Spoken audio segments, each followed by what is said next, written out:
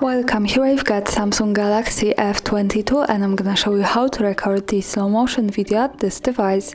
So let's start by tapping on the camera button to open it, and for now we are on standard photo mode. Let's change it by using this settings bar and just simply going to the right to more. Here we get access to more modes of this camera and one of them is the slow motion, so let's pick it. Here we are, now we can start recording this kind of video by tapping on this big button at the center, the shutter, so let me start to show you how it works.